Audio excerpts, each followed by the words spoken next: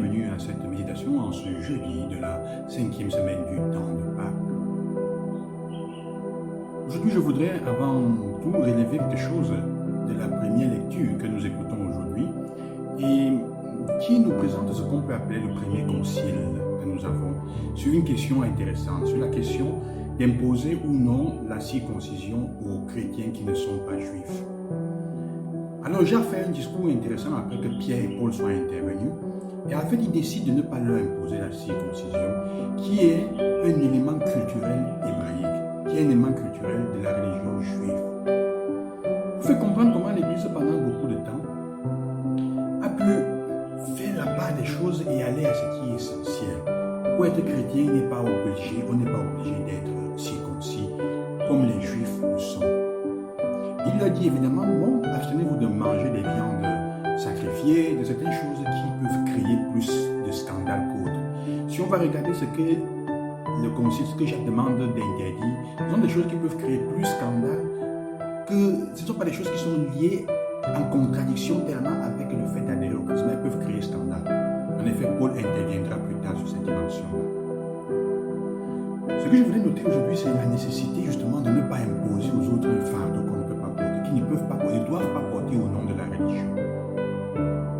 On peut vivre sa foi en restant ce qu'on est dans son origine et dans son identité.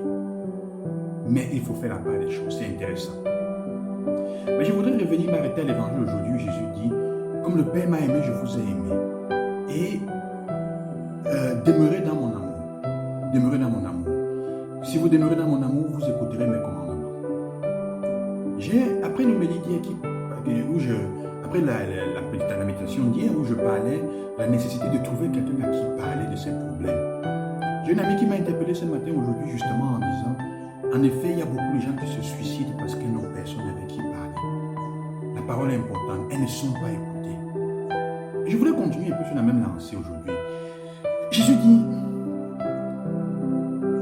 si tu aimes quelqu'un, tu écoutes sa parole. Si tu aimes, tu vas écouter ce que l'autre a à te dire. Tu vas donner l'importance à ce que l'autre a à te dire. Alors la question que je pose est celle-là. Quelle est l'importance que nous donnons à ce que les autres nous disent, surtout ce que nous disons aimer?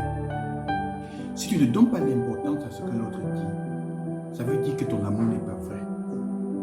Ça veut dire que tu ne prends pas la peine d'écouter, tu ne donnes pas d'importance en fait à tout ce que l'autre est. Et ce n'est pas évident. En fait, aimer, c'est on se sent aimé quand on se sent écouté. Pris en considération la parole de l'autre. Jésus donc dit cela. Comme le Père, j'aime le Père parce que j'écoute ses commandements. J'écoute ce qu'il dit. Je donne une place à ce qu'il dit. Restez attaché au Christ, demeurez en lui. C'est donc écouter ce que le Seigneur dit dans sa parole et même le bien qu'il nous montre. Donner une place dans notre vie au bien qu'il nous est montré. Et tu ne peux pas savoir si l'autre aime ou savoir comment l'autre a besoin d'être aimé si tu ne prends pas la peine de l'écouter. C'est pour ça qu'il y a deux choses. Les personnes qui disent non, si quelqu'un m'aime, il doit savoir automatiquement ce que je dis. C'est faux. C'est pour ça que les gens vont finir par se suicider parce qu'ils attendent ou elles attendent de l'extérieur, que l'extérieur devine automatiquement. C'est vrai que si on connaît quelqu'un, on est attentif, on se rend compte qu'il y a quelque chose qui ne va pas. Mais il faut parler. Et si quelqu'un dit, non, je vais regarder, non, tu dois écouter ce que l'autre dit. Dans ce que l'autre te dit, il ou elle te donne des éléments pour l'aimer davantage. Quelqu'un qui passe la peine du temps à te dire que tu n'es jamais à la maison. Tu n'es jamais à la maison, mais toi tu dis, je travaille beaucoup, la personne est en train de te dire, donne-moi de ton temps. Si tu écoutes, si tu donnes importance à la parole de l'autre, ce que l'autre ouvre sa bouche pour me dire a un sens et est important, alors tu écouteras, tu te rendras compte de combien d'histoires de personnes sont en train de vivre des situations difficiles, on n'arrive pas à comprendre. Jésus nous fait comprendre aujourd'hui, dans le processus d'amour, quel qu'il soit, entre hommes et femmes, avec tes enfants ou avec tes amis, donner importance à ce que l'autre est en train de te dire, même ces exemples banals. Et vous savez parfois comment les enfants disent des choses importantes qui semblent banales. Écoutez vos enfants. Parfois, vous allez vous rendre compte qu'ils vous donnent des éléments, même sur ce qu'ils ont vécu dans la journée, soit avec vos leur babysitter, soit avec leurs frères et sœurs, soit avec leurs voisins, soit avec... C'est pour ça parfois aussi qu'on se rend compte de comment un enfant a été abusé par les paroles qu'il dit. Par les paroles. L'autre jour, il y a quelques semaines, il y a une dame qui m'a interpellé, elle me dit, son enfant est venu lui dire, Dieu est un menteur.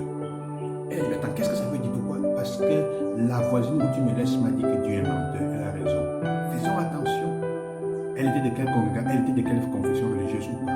Mais l'important c'est ça. Écoutez nos enfants. Si elle ne faisait pas attention à ça, si elle avait ri, l'enfant demain va développer d'autres histoires, d'autres fuites de sa foi.